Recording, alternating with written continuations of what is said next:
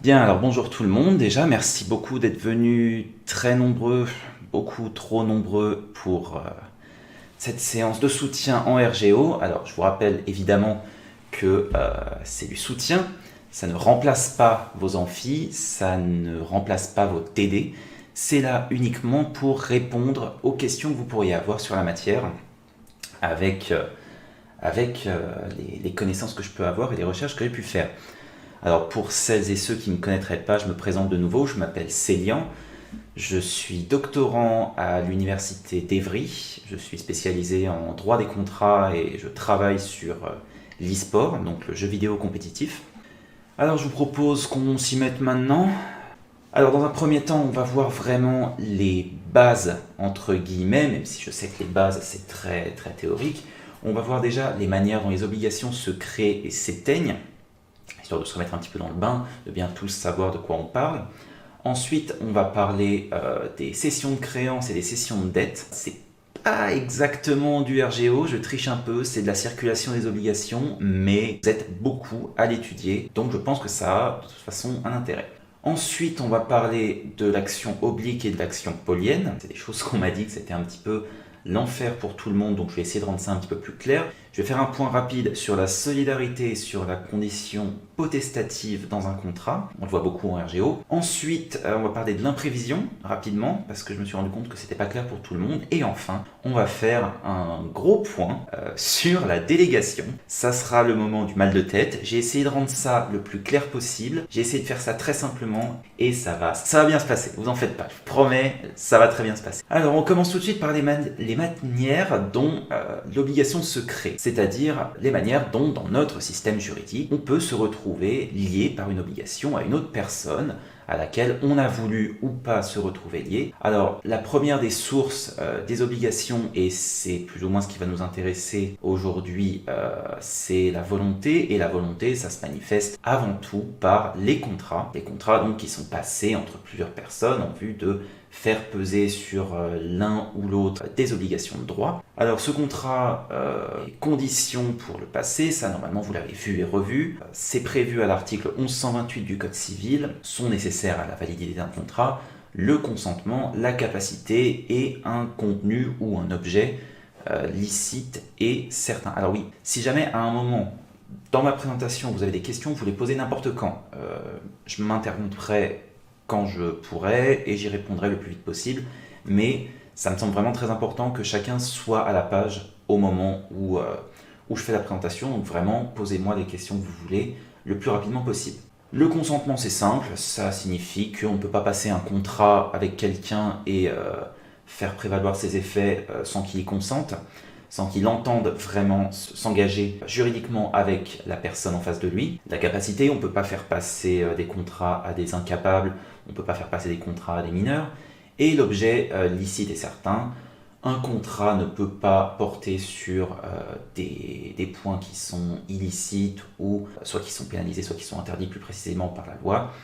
Et certain, c'est-à-dire que l'objet du contrat doit être défini, on ne peut pas faire une sorte de chèque en blanc et on ne peut pas contracter en prévoyant rien dans son contrat, ça paraît assez simple. La loi peut aussi faire naître certaines obligations. Alors, les délits, les faits juridiques, ça c'est ce qui me semble le plus évident et c'est pas ce qui nous intéresse ici, donc on va passer très vite. Par contre, je voulais faire un point rapide sur les quasi-contrats. Alors, les quasi-contrats, c'est un petit peu trompeur parce que c'est pas des contrats, c'est pas vraiment des contrats, il n'y a pas eu de consentement, c'est des quasi-contrats, c'est-à-dire qu'il y a les obligations d'un contrat, il y a les effets d'un contrat, mais les parties n'ont pas entendu explicitement se voir liées par un contrat. Alors les quasi-contrats, ils sont prévus nominativement, c'est une liste limitative, c'est-à-dire qu'il n'y en a pas d'autres que ceux qui sont visés par la loi. Ils sont prévus à l'article 1300 du Code civil. Ce sont des faits purement volontaires dont il résulte un engagement de celui qui en profite sans y avoir droit, et parfois un engagement de leur auteur envers autrui. Et ils sont cités, ce sont donc la gestion d'affaires, le paiement de l'indu et l'enrichissement injustifié. C'est-à-dire que quand deux personnes vont se retrouver dans une situation qui est citée par la loi, la gestion d'affaires, la répétition de l'indu ou l'enrichissement injustifié ou enrichissement sans cause, ils vont se retrouver liés par des obligations quasi contractuel et il y aura des options en justice qui seront ouvertes pour les personnes en face d'eux. Alors premièrement, la gestion d'affaires, c'est quelque chose qui est beaucoup plus courant qu'il y paraît. Donc c'est assez important que vous soyez au point là-dessus, que vous sachiez vraiment ce que c'est. La gestion d'affaires, c'est donc lorsqu'une personne s'immisce dans les affaires d'une autre pour les gérer. Par exemple, voilà, le gérant d'une société, s'il n'a pas été nommé, il peut être en situation de gestion d'affaires ou en gestion de patrimoine par exemple, peut se trouver dans une situation de gestion d'affaires sans forcément qu'ils aient signé un contrat. Alors dans ce cas-là, il y a des obligations assez importantes qui pèsent sur le gérant. Alors le gérant, c'est celui qui agit pour le compte d'une autre. Le gérant est donc responsable de toutes ces fautes qu'il peut commettre dans le cadre de ses fonctions. Alors c'est-à-dire les fautes intentionnelles et non intentionnelles. C'est là que les obligations sont quand même vraiment très importantes. C'est-à-dire que si jamais il fait une erreur de gestion, il peut être poursuivi non seulement sur l'assiette de la gestion d'affaires, c'est-à-dire les biens qui sont en gestion, mais aussi sur son patrimoine propre, c'est-à-dire que même s'il agit à des fins professionnelles, son patrimoine personnel peut être poursuivi par la personne qui bénéficie de la gestion d'affaires. Et donc c'est pour ça qu'il vaut mieux éviter de se trouver en situation de gestion d'affaires, à moins vraiment d'avoir une confiance absolue dans ses capacités. Il doit continuer la gestion jusqu'à son terme, c'est-à-dire qu'il prend ses fonctions de gérant d'affaires sans demander à personne, il ne peut pas les arrêter en plein milieu, faute de quoi ça s'avère être une faute et il peut se trouver poursuivi pour ce genre de fait. Il doit donc continuer la gestion jusqu'à son terme, jusqu'à un moment où il peut en sortir sans grever le patrimoine de celui dont il gère les affaires. Enfin, il doit rendre compte de sa gestion, c'est-à-dire qu'il doit justifier de chacune des actions qu'il passe dans le cadre de sa gestion d'affaires et surtout restituer les sommes, l'intégralité des sommes, c'est-à-dire qu'il n'a pas le droit de se payer sur les sommes qu'il a faites fructifier et il doit en rendre l'intégralité à la personne en face de lui dont il a géré les affaires qui se trouvera ensuite libre de lui verser un salaire ou non. S'il y a un salaire qui est prévu, on se trouve plutôt dans la situation d'un mandat par exemple. Deuxième quasi-contrat, c'est la répétition de l'indu, c'est-à-dire que si une personne touche une somme, alors on parle de solvens pour parler d'une personne qui paye et d'accipiens pour parler d'une personne qui reçoit. Dans le cas d'un accipiens, il touche une somme d'argent sans y avoir de droit ouvert, par exemple sans avoir de dette en cours, ou bien en ayant une dette en cours, en ayant un autre moyen de la payer, mais qui souhaite toucher de l'argent quand même de la part d'une personne qui n'a pas à le payer. On parle d'un accipiens de mauvaise foi. Et donc, dans le cadre d'un paiement qui n'aurait pas dû avoir lieu, le solvens, celui qui a versé la somme, se voit ouvert un droit de demander la restitution de la somme qu'il a versée à l'accipiens. Il y a une différence avec l'enrichissement injustifié, mais l'enrichissement injustifié, c'est quelque chose de vraiment très spécifique que vous allez voir en cours. Donc voilà, gardez en tête qu'il existe 3 quasi-contrats. La gestion d'affaires, la répétition de l'indu et l'enrichissement sans cause. Vous en verrez les particularités, ça serait vraiment trop long de les détailler maintenant. Donc vous en verrez les particularités dans des cours qui s'y intéresseront. Ensuite, deuxième partie, les manières dont les obligations s'éteignent. Alors, il existe 3 manières d'éteindre une obligation. La première, c'est en satisfaisant le créancier. La deuxième, c'est en le satisfaisant indirectement. Et la troisième manière, c'est d'éteindre l'obligation sans satisfaction. La manière la plus simple d'éteindre une obligation, c'est en satisfaisant le créancier, typiquement le paiement, qui est prévu par l'article 1342 du Code civil. Alors, le paiement a une acception beaucoup plus large que celle que l'on emploie dans le langage courant. On parle d'un paiement pour dire toute satisfaction toute exécution d'une obligation. C'est-à-dire que si jamais l'obligation dans le contrat, c'est de remettre un bien, on parle d'un paiement quand le bien est remis. C'est pas seulement pour les sommes d'argent. Donc le paiement, c'est la manière la plus simple de satisfaire un créancier. Si le créancier n'est pas satisfait volontairement par le débiteur, il peut recourir à une exécution forcée, notamment une saisie, alors exécution, saisie sur salaire, saisie immobilière, ça c'est une autre matière des voies d'exécution, voilà. Donc je vais éviter de m'appesantir dessus, mais c'est une manière de se satisfaire directement, c'est-à-dire de la prestation qui était prévue à la base. Ensuite, il peut y avoir une satisfaction indirecte, c'est-à-dire une manière pour le créancier de se trouver... il a ce qu'il prévoyait au départ, il a ce pourquoi il s'était engagé, mais pas directement. Par exemple, typiquement la dation en paiement, C'est-à-dire que le débiteur donne au créancier quelque chose d'autre qui était prévu, c'est-à-dire au lieu de lui verser 100 000 euros, il lui propose 100 000 euros de marchandises. La particularité, c'est que le créancier doit accepter cette dation en paiement. Le débiteur ne peut pas décider seul d'opter pour cette option-là. Ensuite, la novation. Alors, la novation, c'est... Je me rends compte que j'aurais peut-être dû un peu plus approfondir, mais en fait, c'est très simple. La novation, c'est la conclusion d'un nouveau contrat qui éteint automatiquement le premier contrat et les obligations qui sont liées. Par exemple, si un contrat prévoyait le versement de 100 kg d'une matière et qu'au final, ils se rendent compte qu'ils ont besoin de 500 kg, et ben par une novation, ils vont éteindre le premier contrat et en former un nouveau. Il y a une seule opération qui consiste en la création d'un nouveau contrat, et dès que la création de ce nouveau contrat sera actée, dès que la novation sera signée, le premier contrat et la première obligation seront automatiquement éteints. Ensuite, la confusion, alors ça c'est un point qui est vraiment très très spécifique et c'est assez rare en fait lorsqu'une partie devient créancière et débitrice. Le cas d'école, c'est la succession. Il n'y a pas vraiment beaucoup d'autres situations où il y aura confusion, mais vous saurez que dès que les qualités de créancier et de débiteur d'une même obligation sont mises sur la tête de la même personne, l'obligation s'éteint automatiquement, sauf s'il y a des droits acquis pour les tiers, mais ça,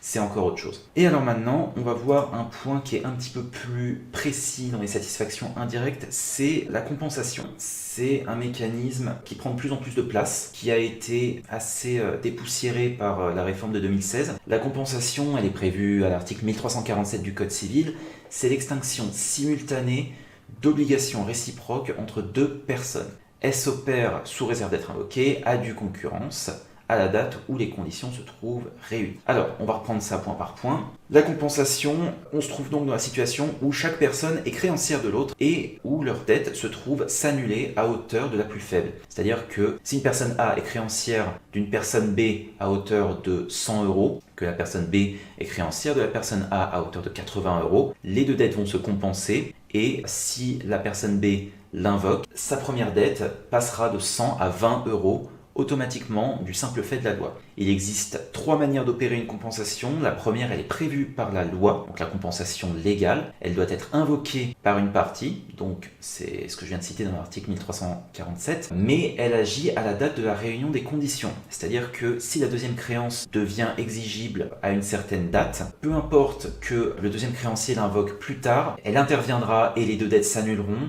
au jour de la naissance de la deuxième obligation. Alors, il y a un moyen mnémotechnique assez simple pour vous assurer que toutes les conditions sont remplies pour que la compensation légale s'opère. C'est la méthode clé. On avait un prof qui parlait de la clé de la compensation. Il était trop content, il avait trouvé ce moyen mnémotechnique, donc CLEF. Il faut que les obligations soient certaines, c'est-à-dire qu'elles soient plus hypothétiques, liquides, c'est-à-dire dont on connaisse le montant, exigibles, c'est-à-dire qu'elles ne soient pas futures, qu'elles soient nées au moment de la compensation, et qu'elles soient fongibles, c'est-à-dire qu'elles portent sur des biens qui sont facilement interchangeables et qui ne sont pas individualisés, typiquement une somme d'argent. La compensation judiciaire maintenant, on se trouve dans la situation où l'un des deux créanciers est allé devant le juge et a demandé à ce que les dettes soient compensées. La compensation judiciaire, elle est prononcée par le juge. Et la particularité, c'est que le juge, depuis 2016, peut prononcer la compensation de dettes qui ne sont pas encore liquides ou exigibles. Alors c'est surtout très utile dans les situations de procédure collective, quand on n'a pas encore défini exactement le montant d'une créance ou quand une créance est future, le juge peut tout de même décider de compenser les dettes afin de les faire s'éteindre et d'apurer un petit peu le passif de la société en difficulté et de simplifier la situation des créanciers en satisfaisant le maximum. Enfin, la compensation conventionnelle, c'est-à-dire que les parties peuvent décider à tout moment que deux de leurs dettes se compenseront, même si elles ne sont pas liquides, même si elles ne sont pas encore exigibles, elles peuvent décider ensemble que leurs dettes ont une valeur qui leur semble suffisamment équivalente, et donc qu'elles s'éteignent dès lors qu'ils signent ce contrat, parce que c'est un temps en plus évidemment. Enfin, la manière dont une obligation peut s'éteindre sans satisfaction, c'est-à-dire sans que le créancier ne puisse toucher ce qu'il avait demandé à la base. Alors, la prescription, on va passer très vite dessus, n'y comptez pas. Techniquement, une dette peut se prescrire, ça arrive, mais déjà c'est quand même très très rare qu'un créancier s'endorme sur de l'argent pendant 5 ans minimum. Et surtout, il y a tellement d'exceptions que la prescription intervient en réalité jamais. Surtout que, passé un certain moment, dans la pratique, les entreprises vont avoir recours à des sociétés de recouvrement auxquelles elles vont vendre un paquet d'obligations. Et ces sociétés de recouvrement savent parfaitement comment agir dans les délais, parfois même à 5 ans, moins quelques jours. Ensuite, la remise de dette, c'est une méthode un petit peu particulière, c'est-à-dire que le créancier décide que le débiteur est libéré de sa dette sans aucune contrepartie. Alors, sans aucune contrepartie, il faut s'entendre. Sans aucune contrepartie directe au moment de la remise de dette. Évidemment qu'un créancier ne va pas renoncer à une dette dont il dispose juste pour les beaux yeux du débiteur. Il va le faire parce qu'il sait que derrière, ça lui permettra de recouvrir plusieurs dettes. Ça permettra au créancier d'avoir une meilleure visibilité sur ses finances, de se relancer un petit peu et de maintenir des relations commerciales.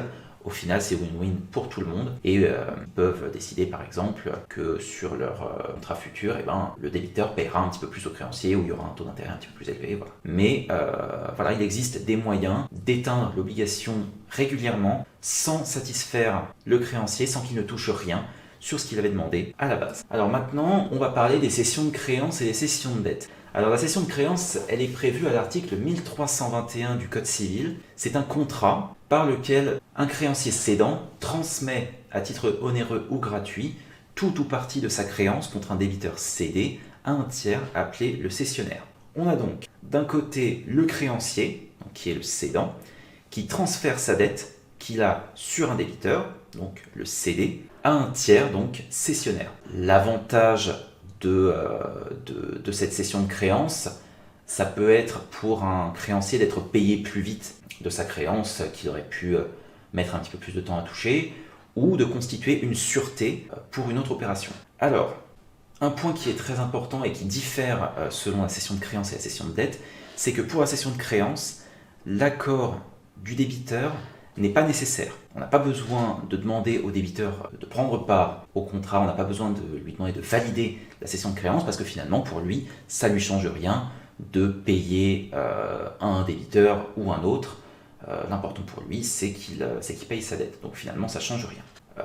On peut céder une créance qui est future, c'est-à-dire une créance à terme, mais pas une créance incertaine. C'est-à-dire la créance doit être certaine. La créance doit être embryonnaire, au moins. Il doit y avoir quelque chose qui fait penser que la créance va exister et va être matérielle à un moment donné. S'il n'y a aucun moyen de savoir ça, par exemple, si quelqu'un prévoit d'acheter un immeuble, il ne peut pas d'ores et déjà céder les créances de loyer qu'il aura sur cet immeuble, parce que les créances sont incertaines. La créance est cédée avec ses accessoires, c'est-à-dire que s'il y avait une hypothèque qui était constituée sur la première créance, elle est aussi cédée au profit du nouveau créancier. Pareil pour le droit aux intérêts, ce qui peut représenter un vrai business pour les sociétés de recouvrement notamment.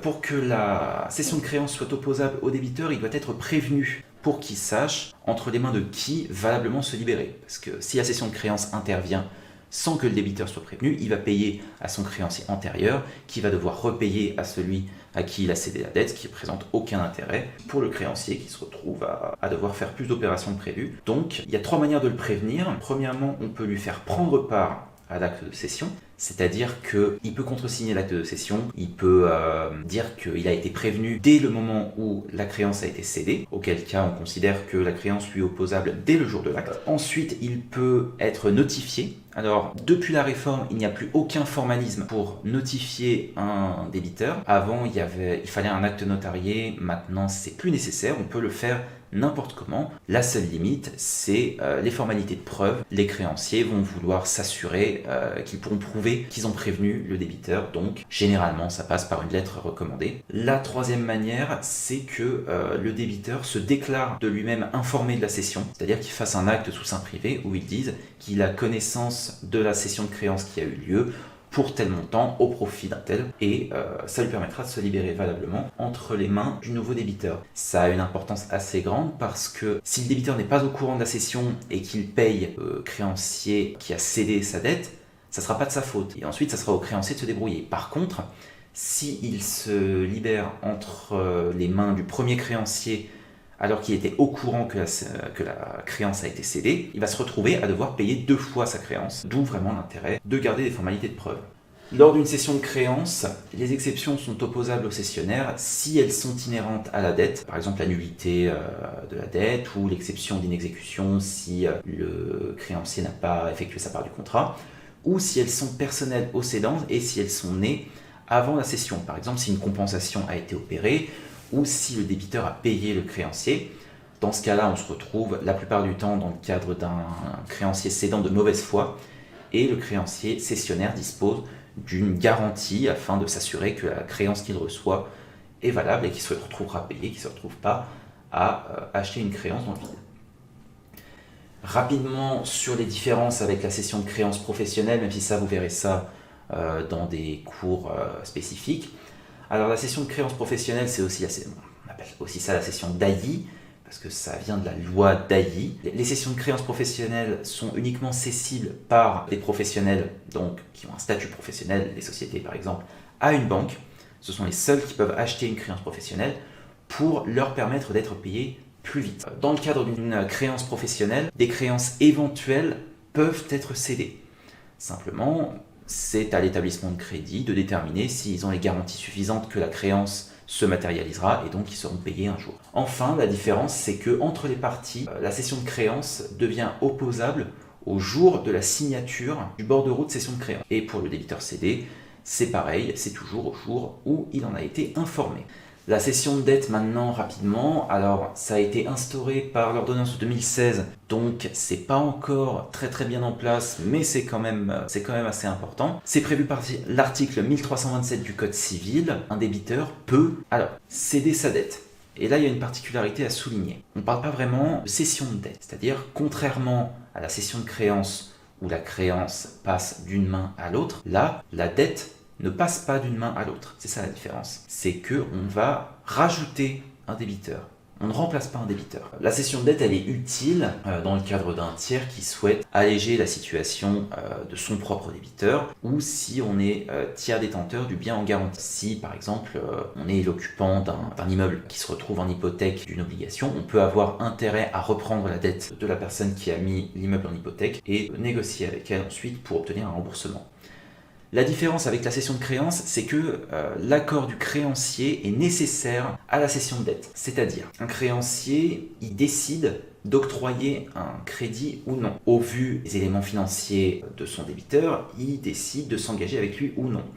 Donc, le débiteur ne peut pas à n'importe qui, à n'importe quel moment, dire voilà, à partir de maintenant, c'est lui qui va vous payer votre dette, vous ne savez pas s'il est solvable, vous n'avez fait aucune étude, vous ne savez pas quel est son patrimoine, mais voilà, c'est comme ça, c'est maintenant lui qui va vous payer votre dette. Non, le créancier, il doit accepter la cession de dette. À ce moment-là, il y a 2 cas de figure qui se manifestent. Le débiteur initial, généralement, il n'est pas forcément libéré de sa dette, c'est-à-dire qu'il peut être tenu solidairement avec le tiers acheteur de la dette. Le créancier va alors se retrouver avec 2 débiteurs, ou bien le créancier peut considérer que l'acheteur de la dette présente des garanties suffisamment solides pour décider de libérer le débiteur initial de son obligation. Et donc, on se retrouve dans le cadre d'une cession de dette telle qu'on l'entend, où la dette change véritablement de tête. Toutes les exceptions sont opposables, c'est-à-dire que le nouveau débiteur rejoint une dette qui est existante. Une dette dans laquelle il existe des exceptions personnelles, des exceptions qui sont liées à la dette, et étant donné que les exceptions qui existaient entre le créancier et le débiteur font partie intégrante de la dette et sont nécessaires dans le calcul de la dette elle-même, le nouveau débiteur peut opposer au créancier les exceptions personnelles qui naîtront après la cession de dette. Par exemple, si le premier débiteur se retrouve à payer la dette, le nouveau débiteur pourra opposer au créancier le paiement par le premier débiteur et dire qu'il se retrouve libéré de son obligation à son tour. Partie suivante, les actions obliques et les actions poliennes. Ce sont des actions qui présentent une particularité, elles sont ouvertes au créancier d'une obligation pour lui permettre de contrer l'inaction ou la fraude de son débiteur et ainsi préserver sa créance. On se retrouve donc dans le cas d'un débiteur soit qui gère mal son patrimoine, soit qui cherche à frauder les droits de son créancier. Et le créancier n'a pas à regarder ça sans rien faire. Il dispose de possibilités d'action En premier lieu, l'action oblique. Le créancier, dans le cadre de l'action oblique, il exerce un droit qui est normalement dévolu au débiteur. C'est-à-dire que c'est un droit qui est uniquement ouvert au débiteur, mais pour des raisons très particulières, le créancier peut se retrouver à exercer ses droits à sa place. Deux conditions à ça, le créancier doit y avoir intérêt, c'est-à-dire qu'il doit avoir une créance certaine, liquide, exigible, fongible, et l'inaction du débiteur doit compromettre les droits du créancier sans pour autant que ça le fasse tomber en insolvabilité. C'est-à-dire que le créancier peut agir face à l'inaction de son débiteur pour n'importe quelle obligation, même s'il n'est pas insolvable. C'est une action qui vise uniquement à contrecarrer l'inertie ou l'inaction du débiteur. C'est-à-dire c'est uniquement dans le cadre où le débiteur ne réagirait pas. L'exemple de base, c'est vraiment le débiteur qui a un locataire, un immeuble, et où le locataire ne le paye pas. Le débiteur peut se dire, bon, je vais attendre que ma situation avec mon créancier se tasse, parce que je sais que de toute façon, si je perçois mes salaires maintenant, ça va immédiatement tomber dans mon droit de gage général, et je vais me retrouver à devoir lui payer.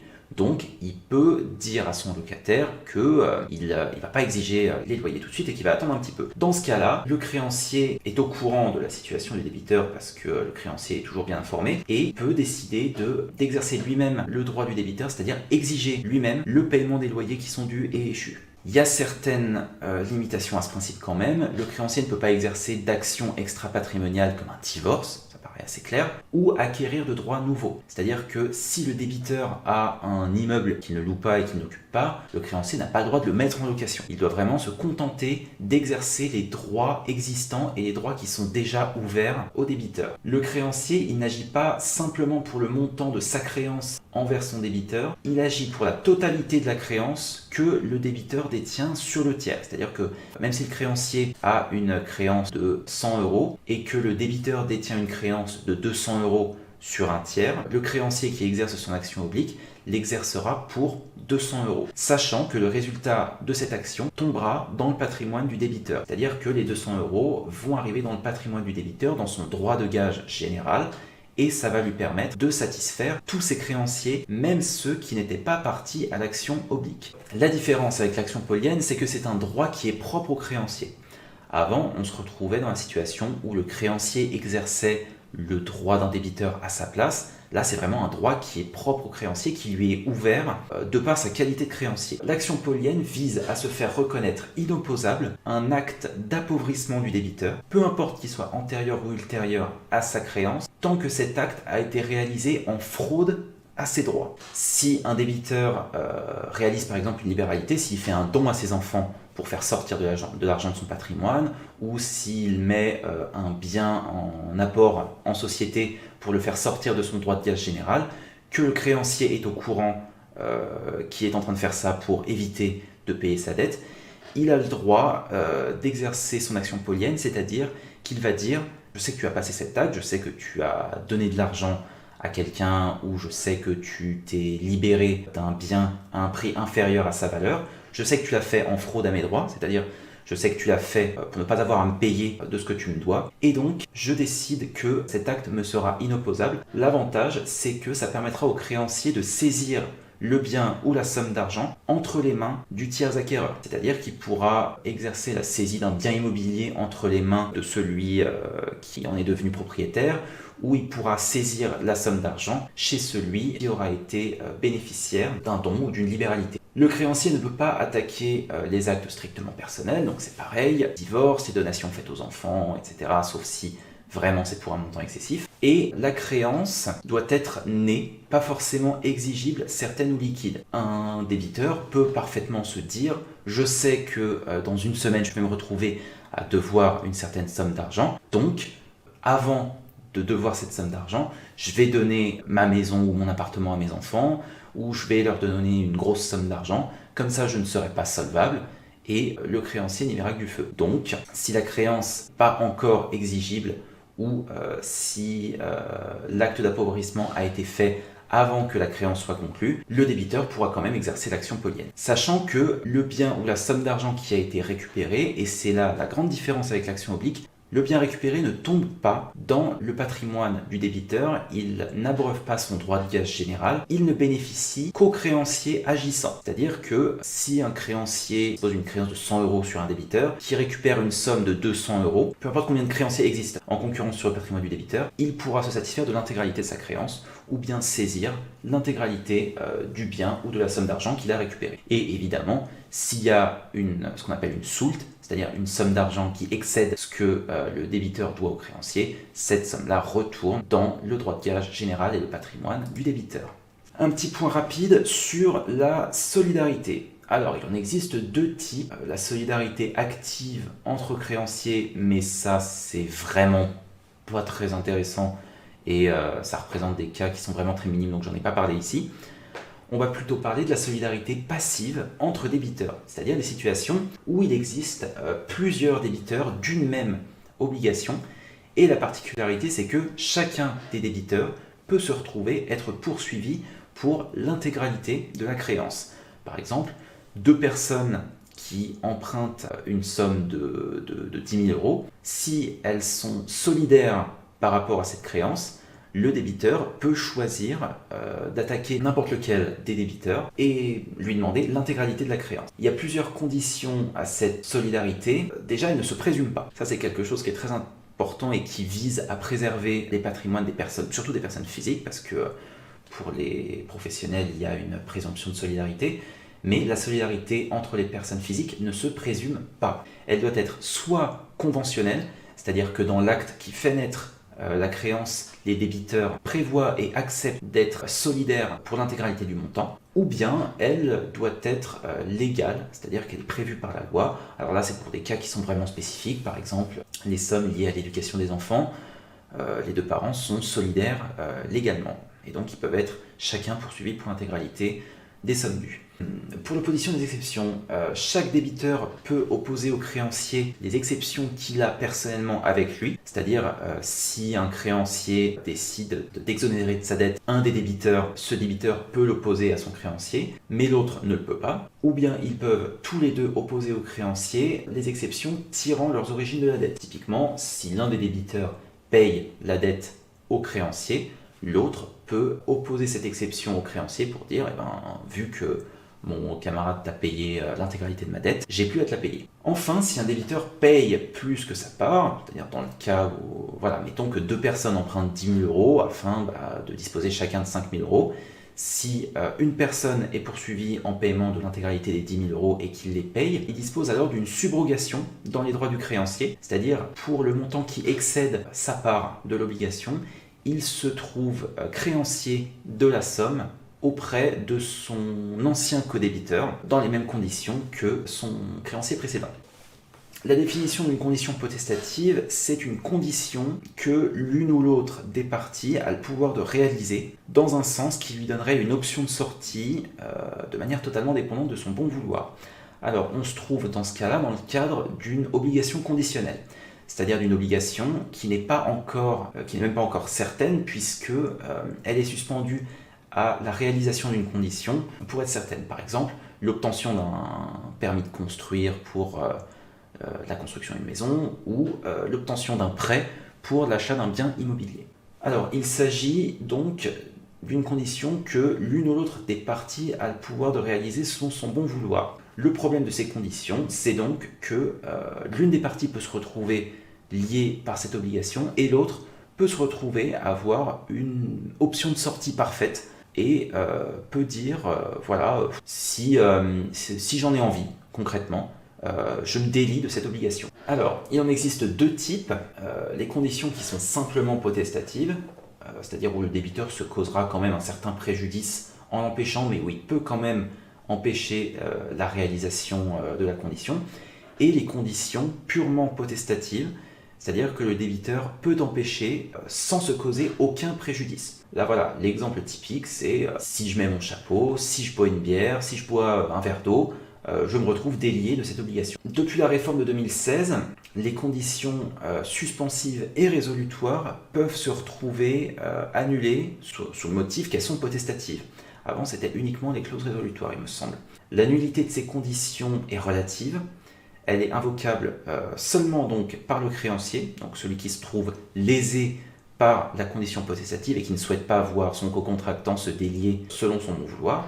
Et surtout, elle est susceptible de confirmation. C'est-à-dire que si le débiteur paye sa créance malgré tout, et si le créancier accepte le paiement malgré tout, peu importe que la condition soit possessative ou pas, on considère que le contrat s'est bien déroulé, et donc on ne va pas couper les cheveux en quatre.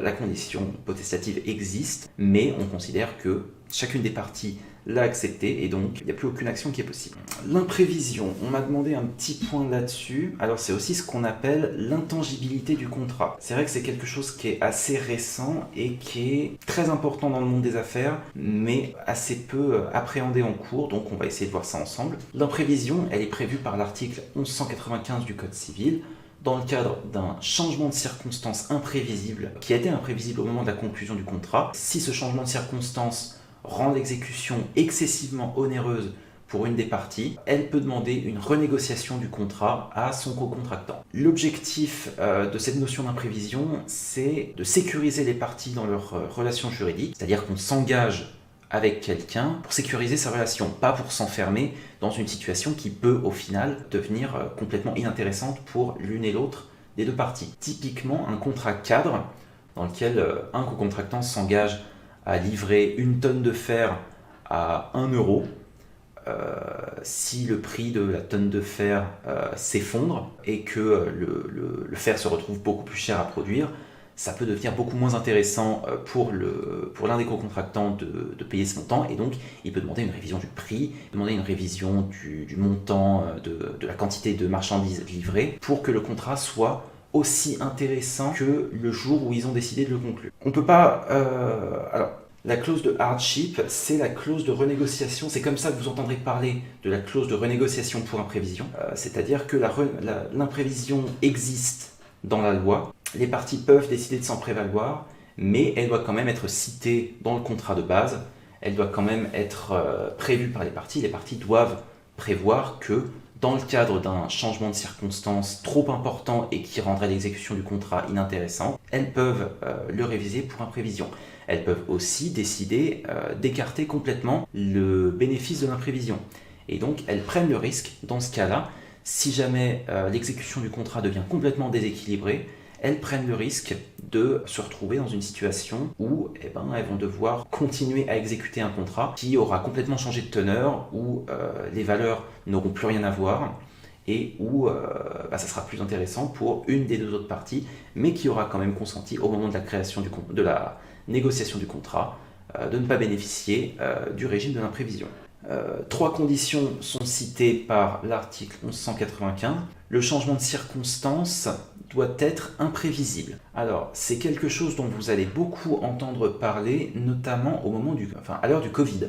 Le Covid était imprévisible. C'est-à-dire que pour un contrat qui a été conclu en septembre 2019, personne n'aurait pu imaginer qu'une pandémie mondiale allait frapper la Terre en décembre-janvier 2020 et donc allait complètement bouleverser l'ordre économique mondial. À ce moment-là, on peut considérer que le Covid était imprévisible. Mais pour un contrat qui est prévu, qui a été signé, mettons, en mars-avril 2020, c'est-à-dire après le début de la crise du Covid, le contrat à ce moment-là n'est plus imprévisible. Les parties étaient au courant de la situation dans laquelle le monde se trouvait, au courant qu'il risquait d'y avoir des changements, il risquait d'y avoir des restrictions de déplacement et tout, et donc dans ce cas-là, elles ne peuvent plus se prévaloir d'un changement de circonstances qui soit imprévisible. L'onérosité de la réalisation du contrat doit être vraiment excessive pour l'une des parties.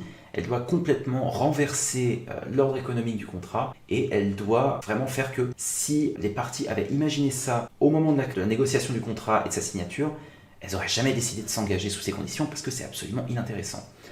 Et surtout, nulle part dans le contrat, les parties ne doivent avoir accepté d'assumer le risque d'un changement de situation, c'est-à-dire accepter de prendre à leur charge les modifications, les changements de taux, les changements de cours. Elles ne doivent pas avoir accepté préalablement d'en assumer le risque, parce que sinon elles ne peuvent pas s'en prévaloir. Voilà, donc si ces 3 conditions sont réunies, les négociations sont ouvertes automatiquement. C'est-à-dire que l'une et l'autre des parties peuvent demander à ce que le contrat soit renégocié. Si ces renégociations échouent, les 2 parties peuvent décider conjointement de mettre fin au contrat, en considérant qu'il n'y a plus aucun moyen pour elles de le rendre de nouveau intéressant, et de simplement se délier, quitte à signer un nouveau contrat au moment où la situation se sera un petit peu stabilisée. Elles peuvent également saisir un juge ou un tiers qui sera alors chargé de renégocier le contrat. Alors le tiers, c'est surtout dans le cas d'un arbitrage, qui est très utilisé dans le monde des affaires, mais ça vous aurez vraiment le temps de le voir plus tard. Et dans ce cas-là, ça sera soit au juge, soit au tiers de renégocier le contrat de manière impartiale pour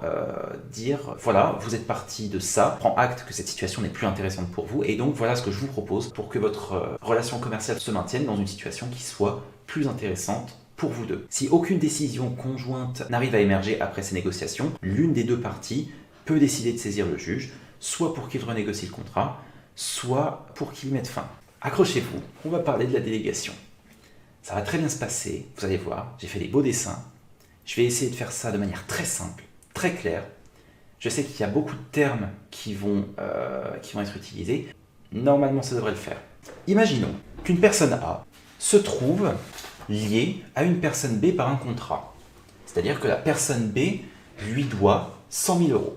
Donc B est le créancier et A est le débiteur. Mettons maintenant que A soit à son tour débiteur d'une obligation, cette fois de 80 000 euros, envers une personne C. Dans ce cas-là, la personne A peut obtenir de la personne B qu'elle soit déléguée auprès de la personne C pour lui verser une somme d'argent. Le débiteur peut demander, alors dans le cadre de la relation entre A et C, B est tiers, on est bien d'accord, le débiteur peut demander à ce tiers de s'engager auprès créancier de son obligation afin de lui payer tout ou partie de sa dette. Donc là, dans ce cas présent, B qui est débiteur de A pour 100 000 euros accepte de payer 80 000 euros à C au lieu de les payer à A, afin que C soit plus rapidement satisfait de son obligation envers A. Si on se retrouve dans la situation où B, donc le délégué, paye C, le délégataire, alors l'obligation numéro 2 entre A et C, qui est du même montant, elle s'éteint, c'est-à-dire que A est libéré de son obligation envers C, et l'obligation de B envers A est diminuée du montant de la délégation. C'est-à-dire là, il lui devait 100 000 euros, il a versé 80 000 euros à son propre créancier, et donc maintenant, il ne lui doit plus que 20 000 euros. On peut aussi se retrouver dans la situation où, bien qu'il existe une délégation, A décide quand même de payer son créancier pour la somme qui était prévue à la base. Donc si A paye les 80 000 euros qu'il doit à C, alors la délégation perd son effet. On parle d'un délégué qui est défaillant, et la créance que A détient sur B reste du même montant. Elle n'est pas diminuée, peu importe que B se soit simplement engagé à payer à C, s'il n'a pas payé le montant auquel il s'était engagé, la somme d'argent qu'il doit à A ne bouge pas. Et puis, je pense qu'il ne me reste plus qu'à vous remercier de m'avoir écouté et vous souhaiter une bonne fin de journée. Et je voulais aussi en profiter pour un petit coup de chapeau à Dylan, @blaireau, dont vous n'entendez pas forcément beaucoup parler, mais Blaireau, c'est l'homme de l'ombre. C'est celui qui fait qu'on est capable de vous proposer un PowerPoint aussi propre. C'est celui qui fait que tout fonctionne. Il fait un travail énorme en arrière-boutique pour que tout soit le plus fluide possible, pour nous décharger d'un maximum de travail. N'hésitez pas à le remercier. Parce que vraiment je pense que vous vous rendez pas compte du travail qu'il fait pour nous, et ça fait toujours plaisir de remercier les personnes qui sont impliquées dans ce projet. Moi je remercie aussi toutes les personnes qui sont à l'origine de ce projet formidable, honnêtement, hein. C'est bien qu'on ait réussi à se synchroniser pour faire une offre de soutien la plus complète possible. C'est cool qu'on ait réussi à faire une plateforme qui réunisse autant de gens. Comme je vous l'ai dit, ça ne remplace pas vos cours, mais n'hésitez surtout pas à vraiment solliciter les gens. Allez dans le channel présentation bénévole. On s'est chacun présenté, on a tous dit ce dans quoi on était compétent, les questions auxquelles on pouvait répondre. N'hésitez pas à nous mentionner. Si vous avez une question, quelle qu'elle soit, il n'y a pas de question bête, il n'y a jamais de question bête. Dites-vous que si vous avez une question sur une matière, d'autres personnes peuvent avoir la même question. Il n'y a jamais de question bête, n'hésitez pas à la poser. Vous avez une plateforme qui est à votre disposition pour vous aider, utilisez-la. Il n'y a aucune honte à ça. On est tous là pour se tirer vers le haut.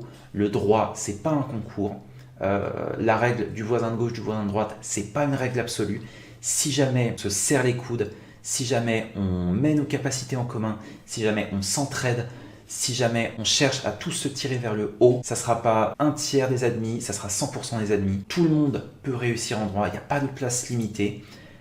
Et tout le monde a le droit d'avoir des questions, tout le monde a le droit d'avancer à son rythme.